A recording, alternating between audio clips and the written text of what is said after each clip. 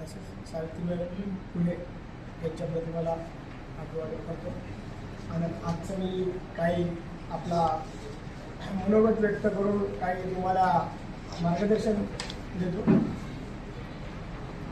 आपला वंदनीय बाळासाहेब ठाकरे शिवसेना वैद्यकीय मदत कक्ष आणि डॉक्टर श्रीकांत शिंदे साहेब यांच्या मार्गदर्शनाखाली आपण गडचिरोली जिल्ह्यामध्ये वैद्यकीय कक्ष मदत कक्ष आपण स्थापन केले.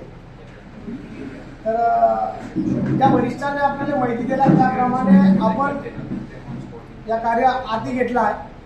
जे उपस्थित असाल पदाधिकारी जे अनुपस्थित असाल त्या सर्वांना माहिती करण्यासाठी मी आता सांगू शकतो. सर्वप्रथम एखादा जीव हा सर्व आपण पैसे कमवतो, धंदा आहे, सर्वांच्या मागा वेळ आहे, या सर्वांच्या मागा नाही का फॅमिली आहे, घर आहे, दार आहे, सगळं आहे.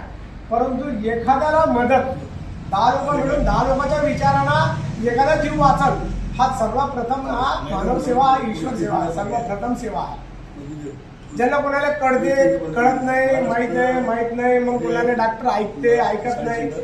सर्वप्रथम म्हणजे कोणाचा कमी जास्त झाल्यावर पोहोचण्यापेक्षा गरजा वेळी पोहोचणारा हा बिलकुल एकदम वैद्यकीय मदतीचा हा बिलकुल वैद्यकीय दूत आहे. अशा पद्धतीनं आपण कार्य करू. आपला या जे शिवसेनाचं जे आहे तर मुंबईमध्ये असं कळलं जाते कोणत्याही अडी अडचणीला धावणारा हा फायर ब्रिगेड आहे. याचं नाव आहे शिवसेनाचा बाळासाहेब ठाकरेंचा जे कार्य पद्धती जो आहे नाव असं आहे फायर ब्रिगेड सारखा नाही का काम करणारा हा शिवसैनिक आहे. त्याच पद्धतीनं वेळोवेळी आपल्याला जायचं आहे आणि त्यांना मदती करायचं आहे. आणि मॅडमने जसं म्हटलं सफेद कार्ड हा 2 वर्ष पहिले सफेद कार्डला गुट सुद्धा लागू झालेला आहे. तर शासकीय कर्मचारी असो किंवा सेवानिवृत्त असो त्यांना सुद्धा त्या योजनेचा प्रत्येक योजनेचा लाभ मिळणार आहे. त्याबद्दल काही आशंका काही नाही. आणि ग्राउंड लेवलवर आता गादावार साहेबांनी ज्या पद्धतीने सांगितलं ग्राउंड लेवलवर ज्यांना कोणा मदत पडत असेल किंवा सरकारच्या मदतीचा वेळ होत असेल आणि अनवेळेवर त्याला 2-4 हजार रुपयाच्या मदत पडत असेल आपल्याकडे असं काही व्यापारी ठेवा आणि हा पेशंट आहे या पेशंटला 2000ची मदत आहे बाबा तुम्ही 500 द्या 200 द्या दुसऱ्या व्यापारीला आम्ही 500,000 मागतो याच्या मदती करू शकतो असं म्हणून कोणाच्या तरी जीव वाचवायचा प्रयत्न आपण करू. आणि त्याच ठिकाणी आता थोडक्यात सांगायचं म्हणलं जाताना या QR कोड जे लावलेला या ठिकाणी योजना ज्यांना माहीत असेल त्यांना सर्च करावे आणि ज्यांना माहीत नसेल आपल्या पदाधिकाऱ्यांना नाही का सांगावा आणि त्या पदाधिकाऱ्यांना जर नाही लक्षात आला तर त्यांना आपला वरिष्ठांना साथ द्यावी. आणि जेणेकरून आत्ता सुद्धा नाही का मी आता नेहमी नाही का मी जात असतो आणि चिमटे साहेबांना माझ्याकडे जबाबदारी दिलेला आहे.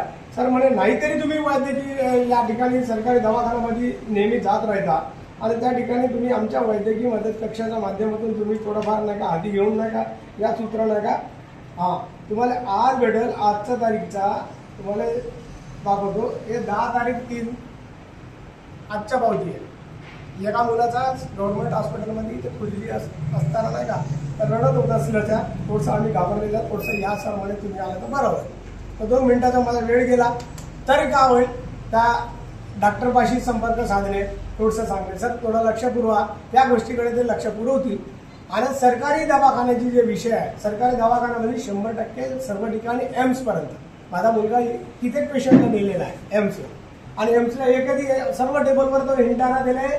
अरे तुम्ही एवढ्या लहान वयामध्ये तुम्हाला गव्हर्नमेंट जॉब भेटली का असं म्हणत त्याला डॉक्टर समजायचे म्हणजे प्रत्येक टेबल त्याला माहीत झालेला आहे. एम्समध्ये प्रत्येक टेबल त्याला माहीत झालेला आहे.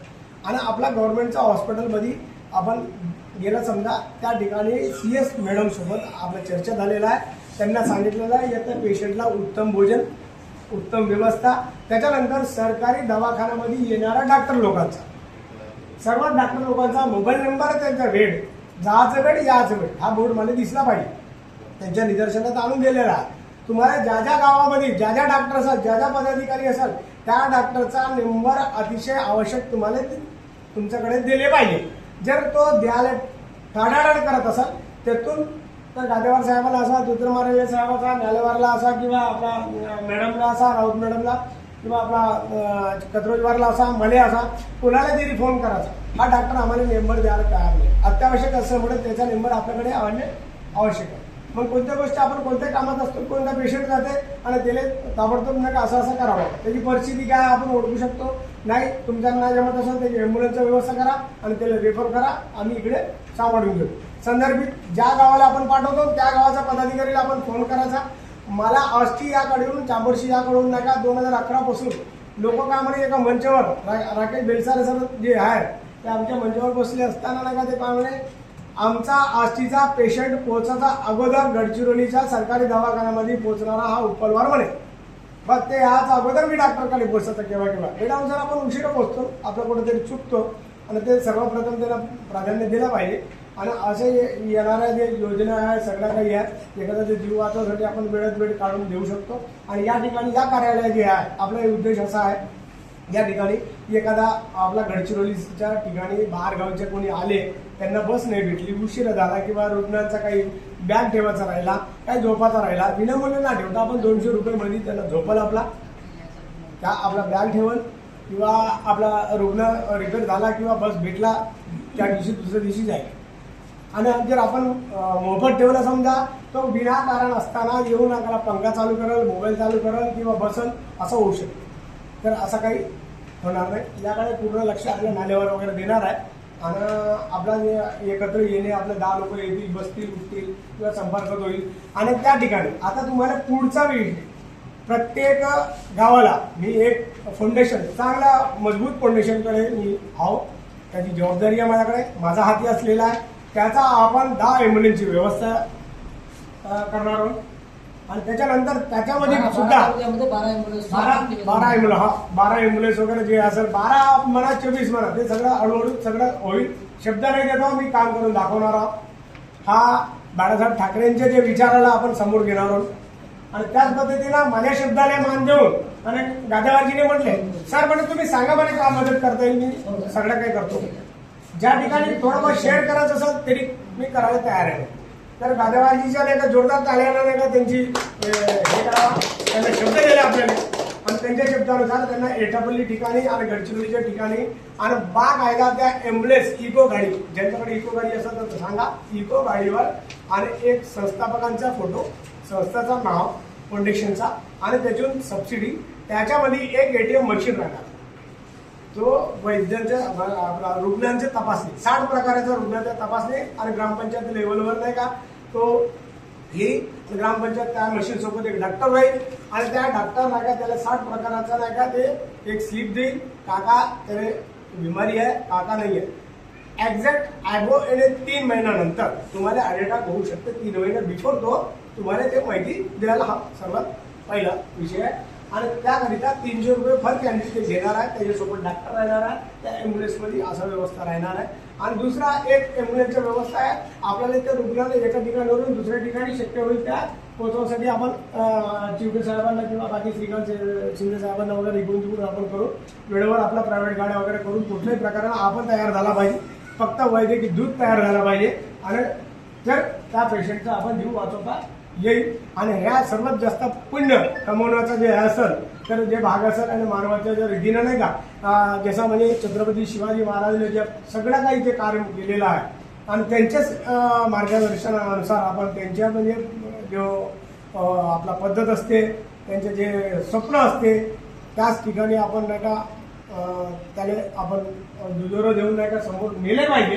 आणि काही अडचणी असं एकमेकाचा शेअर करून त्याला प्रॉब्लेम शेअर करायचा आणि सगळ्यांना खालचा पोचवून वरपर्यंत सगळ्यांना रिस्पेक्टनं आपण जे कार्य करत असेल आणि जे काही आता ते कालपर्यंत ते का पॅम्पलेट घेऊन आपल्याला जे बॅनर घेऊन छापले होते त्यांना मी सांगितलं होतं तुम्ही काम करता ठीक आहे. काम करत असताना जे काही आपण तुम्ही फोटो छापले असेल सगळ्यांना जे काही पदाधिकारी त्यांना ग्रुपवर टाकायचं अगोदर त्यांना पहिले शेअर करा. त्याच्यात का चुका असेल चुका म्हणून माणूस घडतो.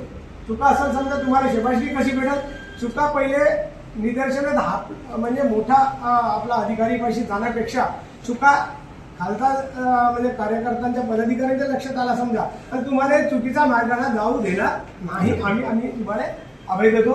हा त्या म्हणजे तुम्ही मोठा व्हा त्याचा काय आम्हाला काय आनंद वाटेल असा काही नाही. मी कुठल्याही अशा प्रकाराचा कार्य करणार नाही जो माझ्या ग्राउंड लेवलचा 10 पाया घेऊन चलासाठी जो प्रयत्न करत आहोत आणि ते पाया कापायचे हे काम आम्ही करणार नाही. हा काही आपला काही षडयंत्र नाही.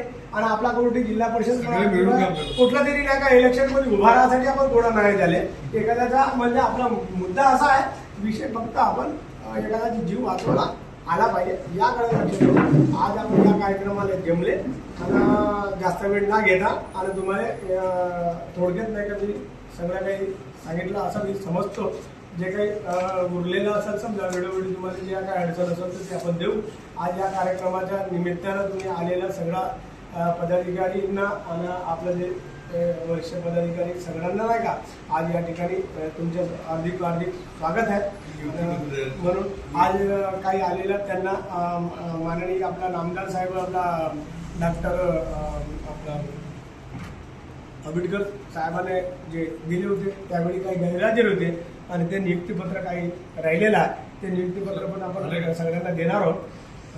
चांगला काम करावा माझ्या एक अपेक्षा, एकजुटीने काम करावा असा माझ्या अपेक्षा सर्वांची मी संमतीने मी आता जरूर सुद्धा मी माझ्या थांबतो.